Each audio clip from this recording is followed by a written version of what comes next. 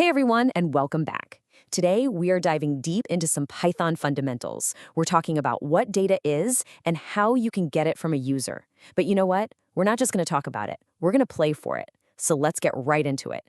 All right, welcome contestants to Explainer Jeopardy! Today's board, it's all about Python programming.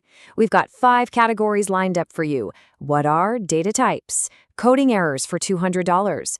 All about strings, taking user input, and of course the big one, the final conversion. So let's kick things off. We'll start with what are data types?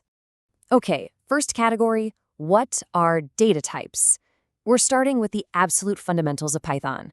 See, every single piece of information your program works with, everything, whether it's the number 5 or the word hello, it has to belong to a specific category. In programming, we call that its type. You can think of it like this, right? In our own language, we automatically know the difference between numbers and words. A computer doesn't. We have to tell it. So every value, like the number 42, is assigned a type. In this case, 42 is an integer. This is basically how the computer keeps all its ducks in a row. So here are the big ones you're going to see all the time. First up, you've got integers, or int for short. These are just your basic whole numbers. Then you have floats, which are any numbers with a decimal point. After that, we've got strings. That's pretty much any text. You just have to wrap it in quotes. And last but not least, booleans, which are super simple. They're either true or false. That's it. These 4 are the real workhorses of Python. Okay, get ready. Here's your first clue. The question is, which of the following is not a type?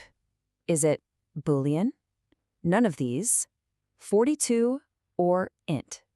Think about it for a second. What do you think? And the answer is 42. This is such a critical point, so let's break it down. Boolean and int are the types. They're like the labels on the boxes. 42, on the other hand, is the actual thing inside the box. It's the value. Its type just happens to be int. Nailing this distinction is going to save you a lot of headaches, trust me. All right, let's jump to our next category, coding errors for $200. Now, I know what you're thinking. Errors are bad, right? Wrong. Seriously, don't be scared of them.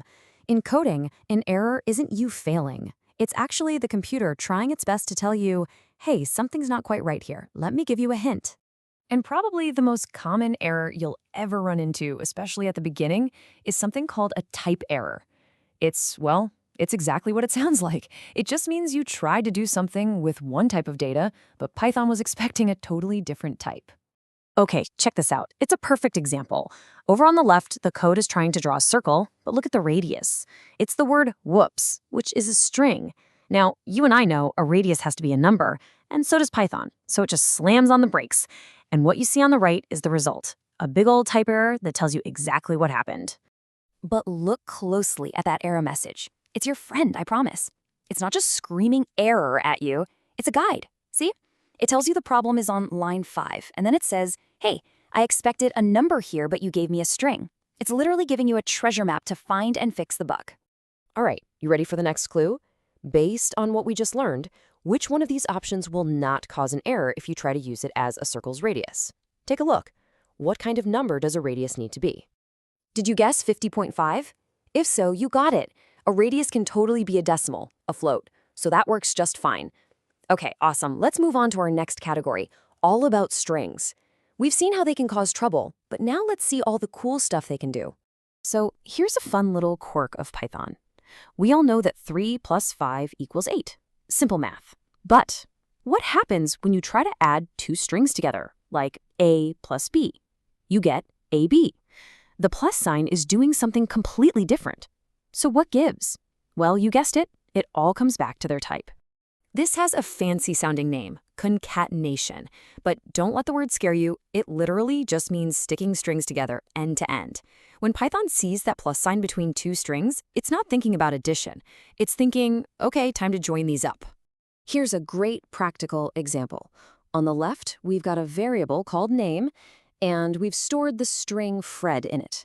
Then on the next line, we take the string my name is, and we use that plus sign to concatenate it with our name variable. And poof, the result on the right is one perfect sentence. Okay, that's pretty straightforward, right? But what if the thing you want to add isn't another string? What if you have something like a game score, a number that's always changing, and you want to display score 100? You can't just add score and the number 100 together. We already know that's going to give us a type error. So what's the trick? Well, Python has a special tool built right in for this exact problem. It's a function called str. You can give it pretty much anything, like the integer 42, and it will magically convert it into a string. In this case, the text 42. Once it's a string, you can concatenate it with other strings all day long. Problem solved. Okay, let's put that to the test. In this example, we have a counter that keeps track of key presses. What do you think happens if we forget that crucial string step? If we try to combine the string key presses directly with the number from the counter, what's the result? And if your answer was it's going to crash with a type error, you are spot on. Nicely done. Okay, let's move on. Our next category is taking user input. This is where things get really cool because this is where our programs stop just talking at us and finally start listening. The way we make that happen is with another function. This one's called app.textInput. It's pretty simple. Whenever your code runs this function, the whole program just pauses, and this little pop-up box shows up on the screen, just waiting for the user to type something. So here's how it works. Your program calls the function, which shows a prompt to the user. The user types their answer and hits OK. But here is the single most important thing to remember about this function. Are you ready? It always returns the input as a string. Always. Even if the user types in the number 50, your program gets the string 50. That's a huge deal. And that little fact brings us perfectly to our grand finale. This is it, the category where everything we've talked about so far, types, errors, strings, and input, all comes together. It's time for the final conversion. So think about it. If user input always gives us a string, but we often need a number to do math or draw a circle, how do we solve that puzzle? Well, we need to bridge the gap. And for that, we use one more function, int function. It's the exact opposite of str function. You give it a string that looks like a number, say 50, and it converts it into the actual integer, 50. Okay, this is it, the final question for all the marbles. Imagine we ask the user to enter radius for a circle. We get their input, but we forget to use int to convert it. What happens when we try to use that input directly? What's the final result? And the final answer is, we get a type error. It all comes full circle, doesn't it? The input we got from the user was a string, even though it looked like a number. And we learned way back at the beginning that you can't set a circle's radius with a string. So the big takeaway from all this is simple but so important. Always make sure your data is the right type for the job you're trying to do. So, we figured out how to tell the computer what to do and how to get information from our users. But what's the next step? How do we get the computer to make its own choices based on that information? To react one way if the user types yes, and another way if they type no. Well, that sounds like a story for our next explainer. Thanks for playing, and we'll see you then.